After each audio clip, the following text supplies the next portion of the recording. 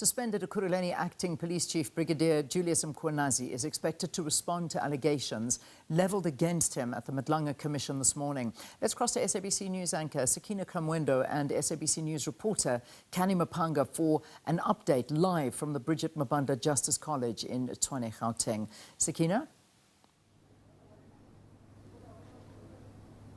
Well, thanks, Leanne, and welcome back to the city of Tshwane. And Canny, just to get straight into it, the lead story that Leanne was just talking about there, the centralization of dockets in the case against Katie Molefe, Tao Mabusela, and that was evidence that was also led here at the Madlanga Commission in quite some serious detail regarding what happened with Armand Swart and his murder and how that tapestry was ultimately woven together to get to this point.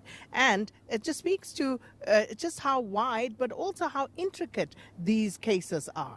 Indeed. Well, that is something that counterintelligence with the support of PKTT was able to uncover, that the firearms used in the murder of Armand Swart could be linked to several other murders that they were investigating. And this all, of course, goes back to that former cop, Michael Puletau, who's one of the accused in the matter. And of course, he was seen in direct close proximity with Katiso Katie Molefe, whether it is CCTV footage at his house during that operation, or it is in direct calls and text messages to Katiso Katie Molefe, which is how Molefe was roped in as the alleged mastermind behind these alleged hits that followed the same modus operandi and all link back to several contracts or several dealings that can be led back to that of the alleged cartel member Katiso Katie Molefe. So this is why they're calling it a syndicate, because a lot of the events that take place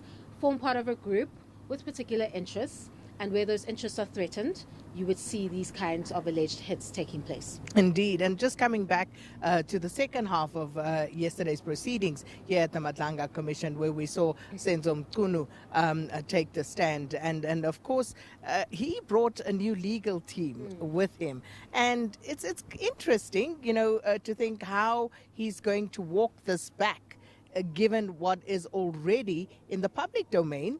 Not necessarily before the Madlanga Commission, but we've already heard quite a bit. And the Madlanga Commission has heard quite a bit.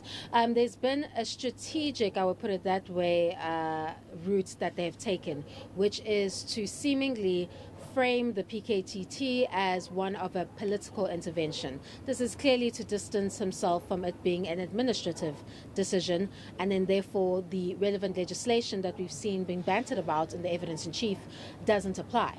Because what we've heard is that even if the minister took the decision in terms of the legislation or the powers given to him as the policy head or the political head of policing, he didn't have the right to, I guess, dictate how it would be implemented, as that would now be overreach. But now it is difficult to walk back this issue of you don't get involved in operational matters and that this is a political intervention, because we are seeing through the hard evidence that the circumstances just point to something different.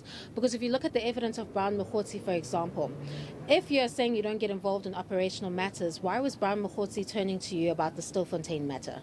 When he was talking to you about a so-called breakthrough, simultaneously speaking to alleged cartel member Vusimuzi Kat Matlala about the iPad guy, what should we draw? What inferences should we draw about that particular interaction or that coincidental interaction? Because it's clearly dealing with the realm of operations of police.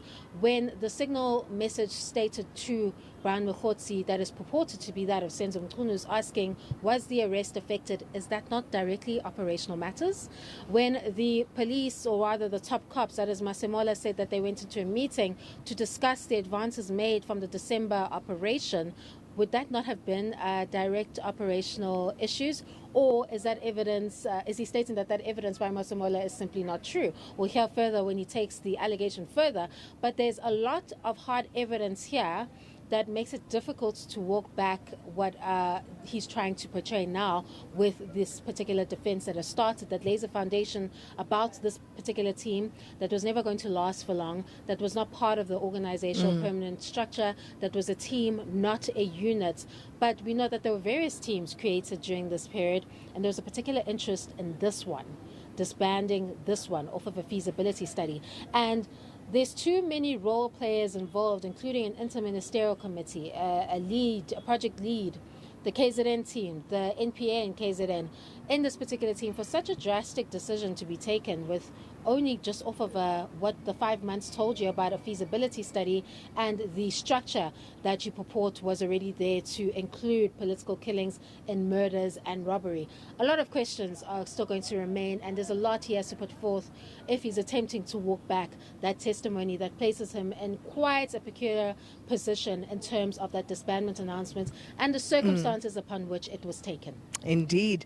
And that is going to be fascinating to actually watch and listen to. He'll be back, of course, later this week. I think it's Thursday. Thursday. He will be back later this week, Senzu Mtuenu. But of course, today it will be the turn of the now suspended Ekurhuleni Metro Police. Is he acting chief? Is he chief? Suspension, he was acting chief. Yeah. And that is, of course, Brigadier Julius Mkhwanazi. And we'll talk more about that when Canny and I have another conversation. In our next crossing, we will have some analysis on what we heard yesterday and what's to come. It's back to you, Leanne. Right, ladies, thank you very much. And we look forward to hearing more from you on this one.